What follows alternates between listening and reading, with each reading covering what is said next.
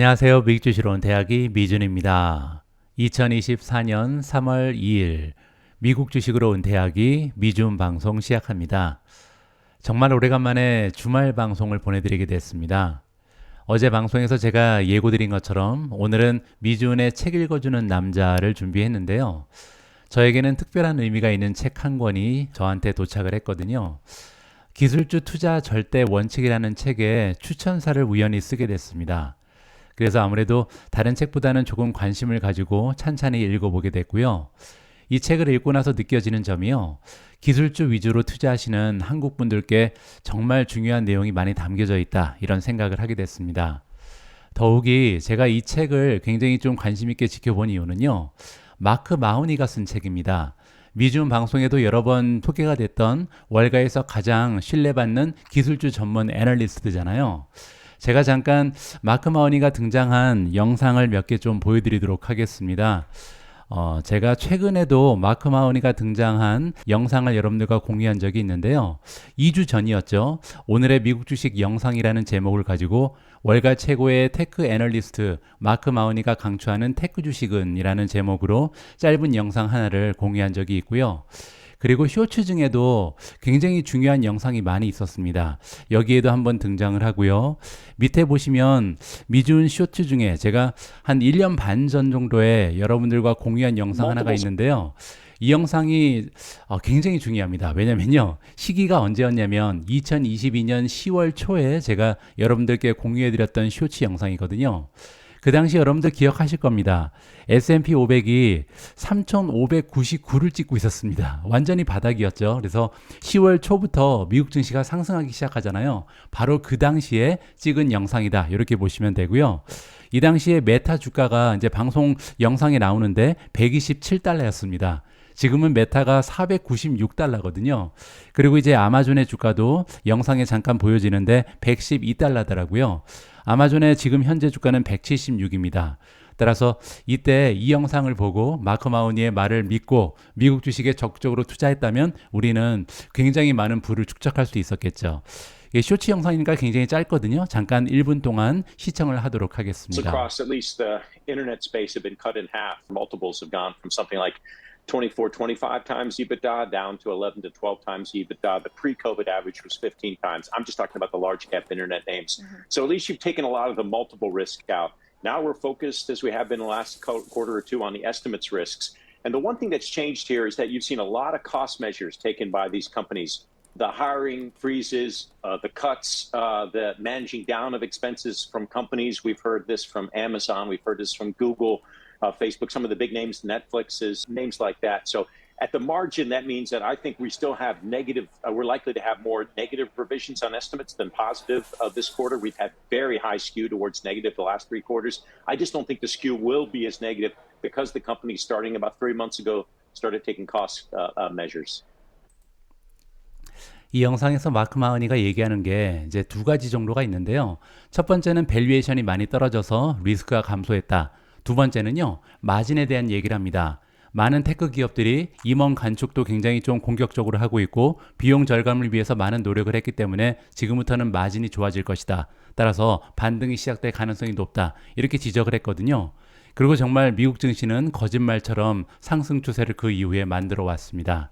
자, 이렇게 지난 베어 마켓에도 미국 증시의 흐름을 정확하게 짚어내면서 가장 신뢰받는 테크주 전문 애널리스트의 위상을 지켜내고 있는 마크 마호니가 쓴 책이요. 정말 여러분들께 많은 도움이 될 거라고 생각을 합니다. 오늘 방송 마지막까지 함께 해주셨으면 합니다.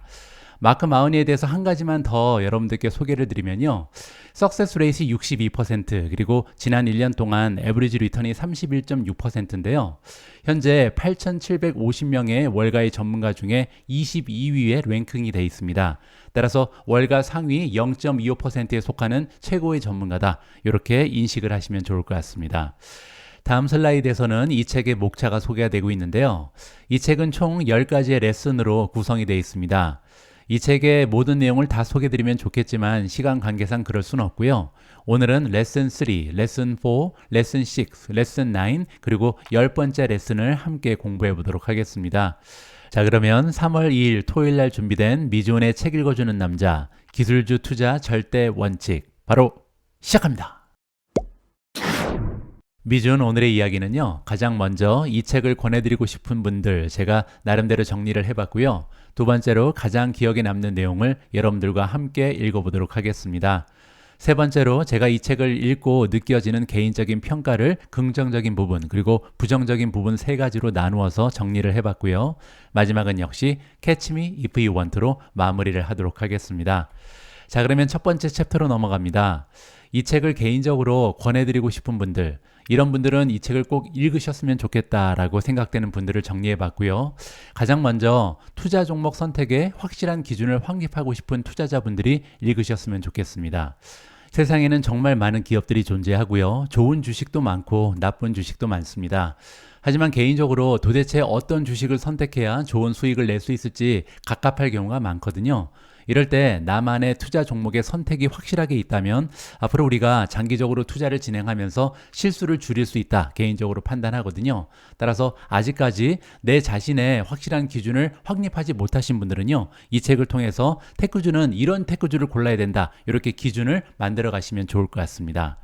두 번째로요. 테크 주식은 모두 비싸게 느껴져서 종목 선정에 어려움을 겪고 있는 그런 투자자분들께서 한번 읽어보셨으면 좋겠습니다. 보통 이제 테크주들은요 다 PER이 높습니다. 따라서 비싸서 못 사는 경우가 굉장히 많거든요. 따라서 이렇게 테크주들은 도대체 어떻게 밸류에이션을 측정해야 되는지 이 부분에 대한 내용이 자세하게 기술이 되어 있습니다. 세 번째로요, 성장 주식의 밸류에이션 측정, 그리고 매도 시기 등 구체적인 투자 조언이 필요한 투자자한테 적합한 책입니다. 제가 지금까지 많은 주식 관련 책을 읽어봤는데요. 자, 이번처럼 구체적으로 밸류에이션을 측정하는 방법, 그리고 매도 시기를 결정하는 방법을 제시한 책은 처음 읽지 않나 개인적으로 판단합니다. 자, 마지막으로요. 미국의 테크주, 성장주 중심으로 투자하고 있는 모든 투자자분들께서 함께 읽어보셨으면 좋겠습니다. 자, 다음 챕터로 바로 넘어갑니다. 이 책을 제가 읽고 가장 기억에 남는 내용만 따로 추려봤습니다. 여러분들과 함께 다시 한번 읽어보도록 하겠습니다. 일단 레슨 3에서도 부분적인 내용을 공유하고 싶은데요. 레슨 3에서는 때때로 주가는 펀더멘털과 전혀 상관없이 움직인다라는 이야기를 해주고 있습니다. 이 레슨 3에서 우리가 기억해야 되는 부분은 뭐냐면요. 너무 주가에 흔들리면 안 된다. 이것이 바로 레슨 3의 주요 교훈이다. 이렇게 보시면 됩니다. 한번 이 슬라이드를 읽어보시죠. 분기 실적 발표는 중요한가? 당연히 중요하다. 1년 4개 분기의 재무 실적과 연간 실적은 매우 깊은 상관관계가 있다. 거의 100%, 아니 정확히 100%의 관계가 있다. 그러나 한 분기의 실적이 어떤 투자 논리를 완전히 증명해 주거나 반박하지는 않는다. 시간이 흐르면서 실적 발표 근처에는 원래 변동성이 클 때가 많지만 그 수준은 거의 항상 회사의 재무적 전망이 생기는 근본적인 변화보다 크다는 사실을 알게 되었다. 실적이 추정치를 하회해서 주식이 10% 하락 거래돼도 장기 추정치는 10%까지 감소하지 않는다. 주식의 변화는 펀더멘탈의 변화에 비해서 늘 과장된다. 이것이 이탈한 우량주를 찾을 기회를 만들어낸다.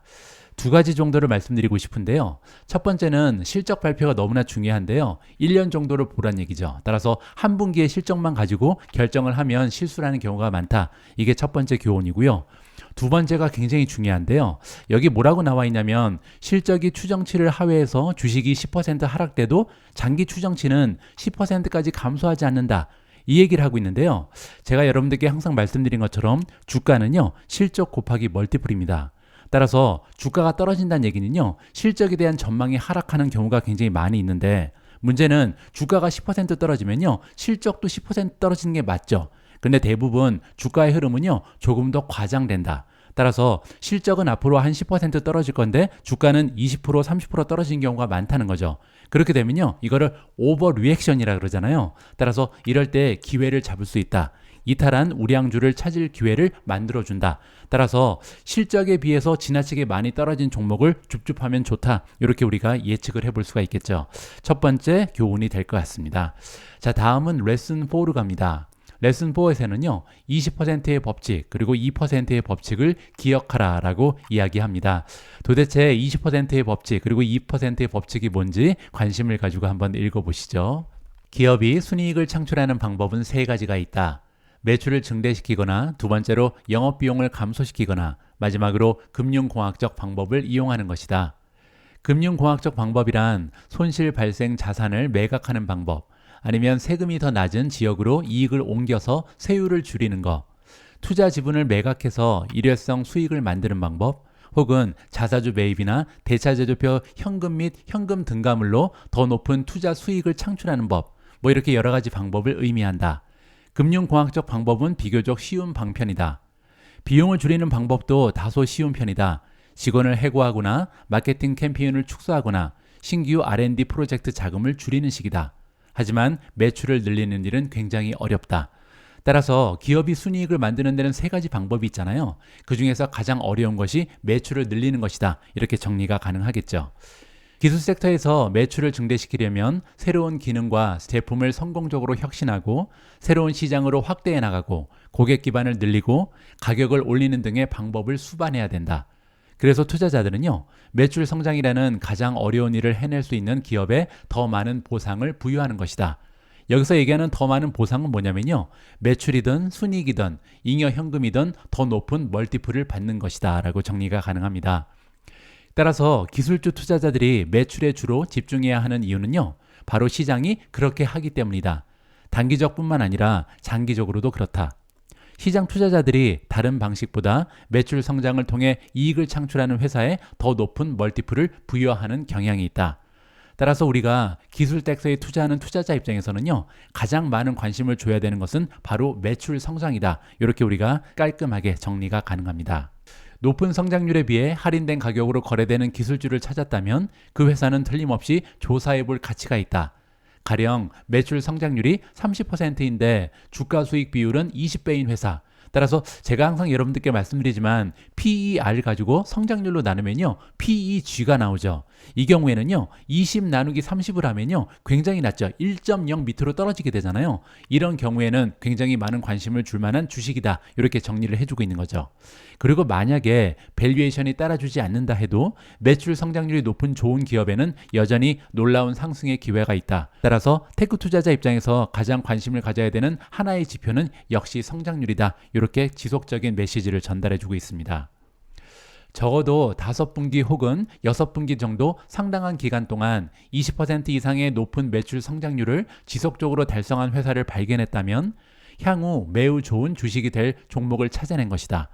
특히 넷플릭스 같은 구독 사업에서는 이미 큰 상승세를 놓쳤을까봐 걱정할 필요가 없다. 구독 사업은 성공했을 경우 두 가지 효과를 발휘하기 때문에 아주 좋다. 첫 번째로 먼저 엄청난 매출에 가시성이 생긴다. 서비스를 계속 이용하는 고객이 많아지면 많아질수록 점점 더 많은 매출이 기간 초에 확정되기 때문이다. 두 번째로 구독 사업이 성공했을 때는 발생하는 또 다른 효과가 있는데 바로 마케팅 비용이 레버리지의 성격을 띈다는 것이다. 마케팅 비용은 주로 신규 가입자를 유치하는 데 초점이 맞춰져 있기 때문이다. 가입자 기반이 더 오래되고 가입 기간이 더 길어질수록 전체 가입자 기반에 대해 필요한 마케팅 비용은 적어진다. 자, 여기에서는 두 가지 정도로 압축이 되는데요. 첫 번째는 20% 이상의 매출을 계속해서 보이는 기업을 찾아야 된다. 이렇게 얘기하고요. 적어도 5분기 혹은 6분기를 보라고 지금 귀뜸을 해주고 있습니다.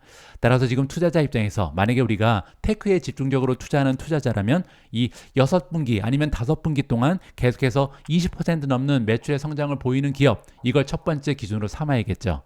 자, 그리고 또 한 가지 얘기가 나오는데요. 매출 중에서도 구독 매출이 많은 기업이 굉장히 좋다. 두 가지 이유 때문에 그렇죠. 일단 첫 번째는요, 매출의 가시성, 향후의 매출을 예측하기가 굉장히 쉽다는 거죠. 그리고 두 번째는요, 구독 사업은 가면 갈수록 마케팅 비용이 줄어든다. 따라서 마케팅 비용이 줄어든다면 계속해서 영업 이익이 늘어날 수밖에 없잖아요. 그렇게 되면 마진이 상승할 여지가 많이 있겠죠. 이 두 가지를 기억할 필요가 있을 것 같습니다. 따라서 우리 테크 투자자 입장에서는 계속해서 장기적으로 20% 이상의 성장을 보이는 이런 주식을 찾아야겠죠. 그런데 이게요, 쉽지는 않은 것 같습니다. 일관되게 20% 이상의 높은 매출 성장률을 달성하는 경우는 매우 드물다. 20% 이상의 성장률은요, S&P 500 기업의 매출 성장률 중간값보다 3, 4배 정도 더 높은 성과다. 그 얘기는요, 우리가 보통 S&P 500이라 그러면 미국에서 가장 우량 기업 500대 기업을 모아놨잖아요. 자, 그런데 이렇게 500대 기업, 우량 기업 중에서 중간 정도 하는 기업은요, 보통 성장률이 5%, 7% 정도밖에 되지 않는다는 얘기입니다. 따라서 20%가 얼마나 대단한 성장률인지 여기서 확인을 해볼 수가 있겠죠. 자, 그리고 한 가지 더, 1994년 이후에 S&P 500 기업들의 매출을 살펴보면요. 5년 동안 꾸준히 20% 이상의 매출 성장률을 보고할 수 있는 기업은요. 약 2%에 불과했다라고 합니다. 굉장한 거죠. 따라서 만약에 어떤 기업이요 5년 이상 계속 20% 이상 매출을 성장시켰다. 이거는요 상위 2%에 들어가는 굉장한 기업이다. 이렇게 정리가 가능합니다. 자, 이제 이 챕터의 제목이 왜 20% 그리고 2%의 법칙이었는지 우리가 직접 확인을 해볼 수가 있을 것 같고요. 5년 동안 일관되게 20% 이상의 매출 성장률을 달성한 기업은요. 이 조건을 충족하지 못하는 기업보다 비교적 높은 수익률을 내는 경향이 있었고요. 그 차이는 때때로 상당히 많이 벌어졌다고 합니다. 역사적인 통계를 살펴보면 그렇다는 거죠.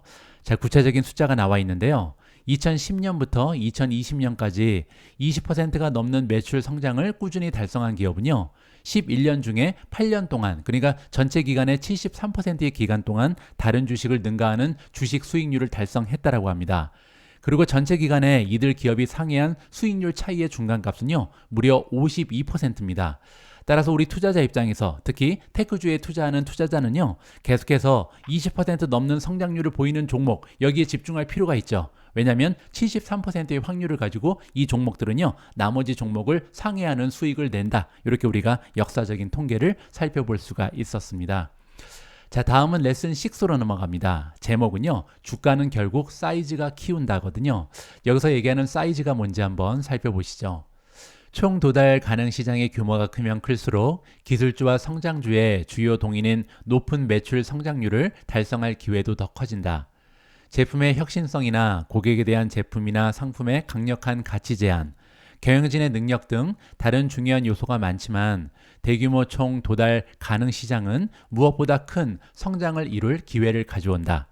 1조 달러 정도의 규모의 총 도달 가능 시장은 기업이 규모를 확장한 이후에도 상당한 성장률을 달성할 기회를 제공할 수 있다. 이렇게 큰 총 도달 가능 시장을 확보했지만 점유율이 아직 한 자릿수인 기업이 이상적인 투자 종목 후보가 될 수 있다. 이러한 교훈을 안겨주고 있습니다. 여기 나와 있는 총 도달 가능 시장은요. 영어로 보통 Total Addressable Market이라고 부릅니다. 그러니까 한 기업이 추구할 수 있는 잠재적인 시장의 규모를 얘기하는 건데요. 이러한 총 도달 가능 시장의 규모가 크면 결국은 우리가 목표로 하는 매출 성장률을 이룰 가능성이 더 커진다는 거죠. 따라서 우리가 테크 기업을 고를 때 얼마나 커다란 시장에 들어가 있는가 이게 굉장히 중요한 하나의 요인이다. 이렇게 정리를 해볼 수가 있는 거죠. 뭐 단편적인 예가 뭐 구글이라든지 페이스북 같은 기업이 될 것 같습니다. 여러분들 메타라는 기업이요. 아직도 20% 정도 되는 성장을 기록하는 이유는요. 그만큼 엄청나게 커다란 광고 시장에 들어가 있기 때문입니다. 따라서 처음부터 어떠한 시장에 들어가 있는가 이게 그 기업의 미래를 결정한다. 이렇게까지도 우리가 예상을 해볼 수가 있는 거겠죠. 총 도달 가능 시장은 확대될 수 있다. 불편함을 없애고 새로운 사용자 경험을 추가함으로써 총 도달 가능 시장이 확대될 수 있다. 이것이 리프트와 우버가 몇 년 동안 해온 일이다. 우버는 지금까지 가격을 낮추고 플랫폼에 있는 드라이버 수를 늘리고 대기 시간을 줄이고 결제 시스템을 만들어 팁을 원활하게 지급할 수 있게 함으로써 결국 승차 공유의 사용자 경험과 편리성을 확장했다. 두 회사 모두 불편을 제거해 사용자 경험을 확장했고 이에 따라 도달 가능한 승차 공유 시장도 커졌다. 총 도달 가능 시장을 확대하기 위해 기업이 취할 수 있는 구체적인 방법은 두 가지다. 첫 번째는 새로운 지역으로 진출하는 것, 즉 글로벌 기업이 되는 거고요. 두 번째는 새로운 매출원을 창출하는 것이다. 즉 새로운 비즈니스를 개발하는 거죠. 장기적으로 이 일에 성공을 한다면 기존 총 도달 가능 시장과 성장률의 잠재력에 큰 영향을 미칠 것이고 따라서 주식시장에서도 성공하게 될 것이다. 자, 여기에서 굉장히 중요한 얘기가 나오는데요. 원래 기업이 가지고 있던 시장의 규모가 오히려 커지는 경우가 있다. 그리고 만약에 이렇게 가지고 있는 잠재 시장의 규모가 커지면요. 그만큼 성장률이 계속해서 올라갈 가능성이 있고요. 그렇게 되면 주가도 달릴 수 있다. 이렇게 3단계로 우리가 정리를 해볼 수가 있겠죠. 가장 적절한 예가 바로 우버입니다. 우버는요. 원래 차량 공유 서비스로 등장을 했던 기업이죠. 그때는요. 우버가 가지고 있던 시장의 규모는 택시가 가지고 있는 시장의 규모였습니다. 택시를 대신하는 그런 비즈니스가 바로 우버였잖아요. 자, 그런데 지금 우버의 모습을 보시면요.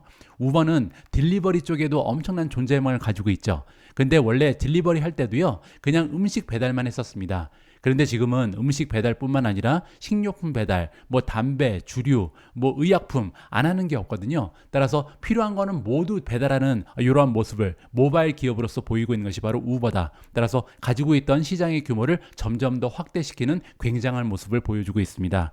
이런 기업을 찾아서 투자하는 것이 중요하다는 거죠. 따라서 투자자는 넓은 총 도달 가능 시장을 확보한 기업을 찾아야 한다. 미국 시장 하나만으로는 이 정도 규모에 이르는 것이 거의 불가능하기에 나는 경험칙에 따라서 늘 국제적 입지가 상당히 다져진 기업을 선호한다. 이는 더 큰 총 도달 가능 시장에 접근할 수 있다는 뜻이기 때문이다. 예를 들어 처음부터 구글이 지닌 이점은 중국을 제외한 거의 모든 해외 시장에서 크게 성공했다는 것이다. 기업 공개 이후에 구글은 언제나 총 매출액의 최소한 40%를 해외 시장에서 창출했다. 따라서 우리 테크 투자자 입장에서는요, 성장률이 중요한데 성장률이 계속해서 유지되고 아니면 높아지기 위해서는 이 총 도달 가능 시장의 규모가 커야 되잖아요. 따라서 결정적으로 한 가지 쉬운 방법은요, 글로벌 기업을 찾는 것이 더 유리하다. 이렇게 이번 챕터에서 정리를 해주고 있습니다. 자, 다음에는 레슨 9으로 넘어갑니다.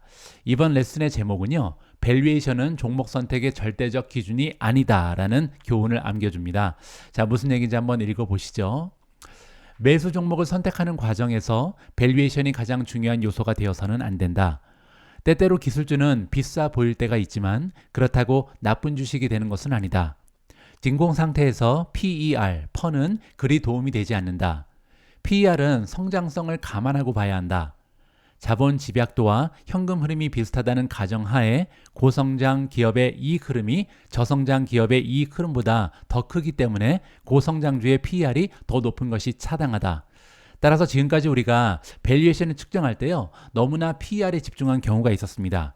그렇게 되면요, 예를 들어서 엔비디아라든지 테슬라 같은 기업을 놓칠 수가 있잖아요. 따라서 중요한 부분은요, PER을 보되 PER과 이 성장률을 같이 봐야 된다. 그냥 PER만 보고 판단하면 안 된다. 이렇게 정리를 해볼 수가 있겠습니다. 투자를 결정하는 기준은 기업이 탄탄한 이익을 창출하고 있는 기업인지, 최소한의 이익을 창출하고 있는지, 아니면 전혀 이익을 내지 못하고 있는지에 따라 달라진다. 견조한 이익을 창출하는 기업의 경우 기업의 선행 EPS 성장률과 비슷하거나 약간의 프리미엄이 붙은 PER이 합리적이다. 예를 들어 EPS 성장률 전망이 20% 정도 되는 회사는 PER이 20배에서 30배 혹은 40배까지 거래될 수 있다. 이런 경우에는 여전히 합리적으로 평가되었다고 여겨진다. 그러므로 만약에 견조한 이익을 창출하는 기업의 경우에 이런 투자를 결정할 때 핵심적인 질문은요, 이익 성장률이 얼마나 지속 가능한가, 보기 드물게 높은 성장률인 20% 성장률을 얼마나 확신할 수 있는가, 기업의 총 도달 가능 시장, 경영진, 제품 혁신, 고객 가치 제한이 이 정도 성장을 뒷받침하는지 이 부분에 초점을 맞추어 생각해 봐야 한다라고 정리해주고 있습니다. 따라서 우리가 성장률을 세 가지로 나누는 겁니다. 첫 번째는요, 견조한 이익을 창출하는 기업, 빵 같은 기업을 얘기하는 거죠. 두 번째는 이익이 나긴 하는데 최소한의 이익이 나는 기업. 이 경우에는요, 뭐 예를 들어서 팔란티어라든지 우버 같은 기업을 얘기하는 것 같고요. 자, 마지막에 전혀 이익을 내지 못하고 있는 기업. 뭐 미존 탑 12 중에서는 나비타스 같은 기업이 아직까지는 적자 기업이잖아요. 이렇게 세 가지의 카테고리로 나누어서 밸류에이션을 측정해야 된다. 이렇게 이해가 가능합니다.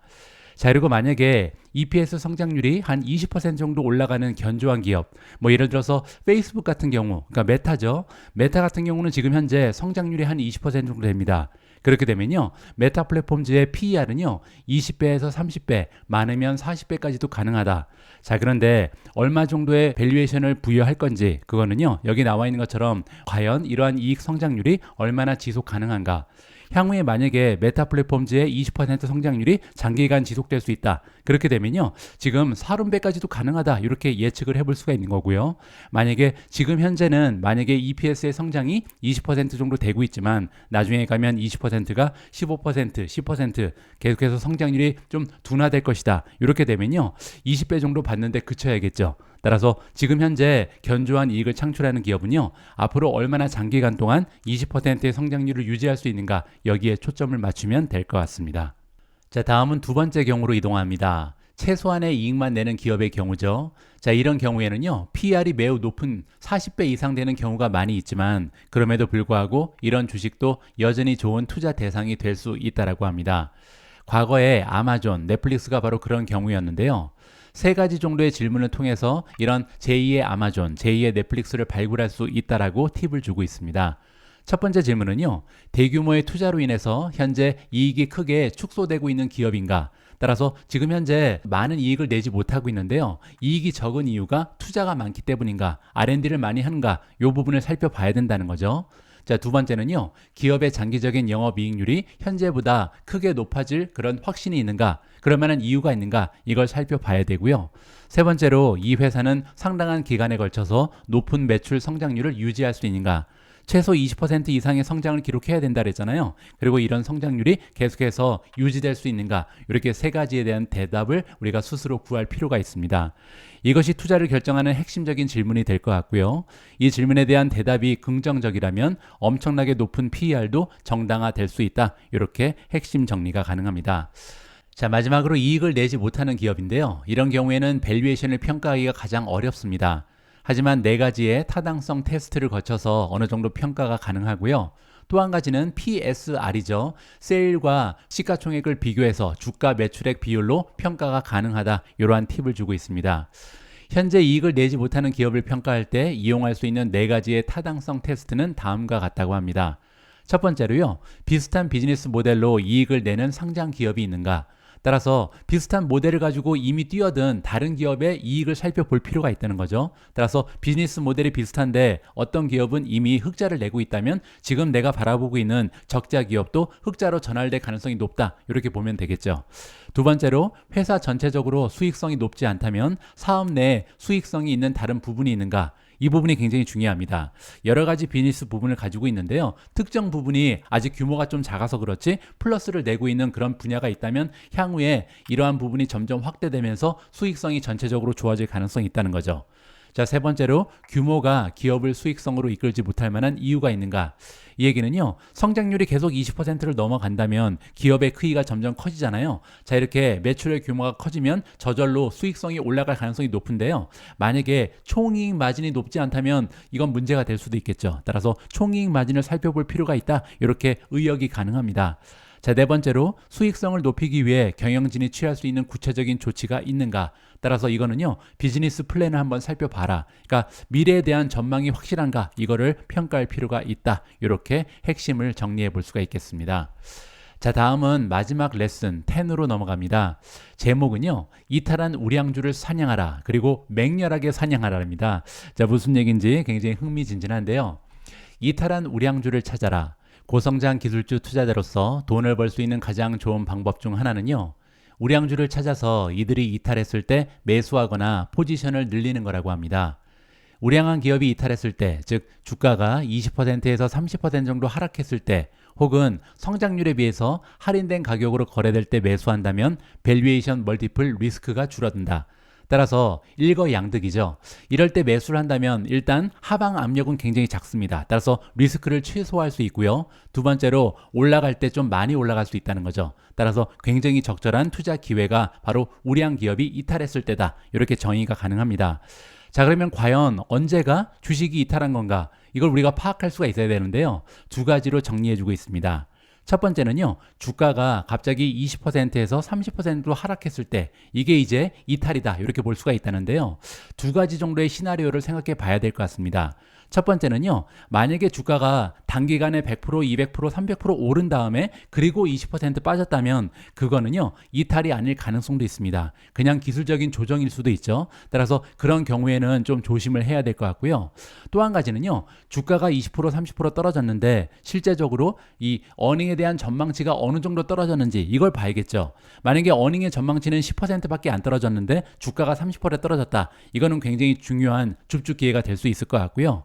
반면에 어닝에 대한 전망이 반토막이 났다. 그럴 경우에는 주가가 20%, 30% 떨어졌다 해서 줍줍을 하면 안 되겠죠. 따라서 실제로 전망의 어닝이 얼마나 떨어졌는지 이 부분을 확인할 필요가 있습니다.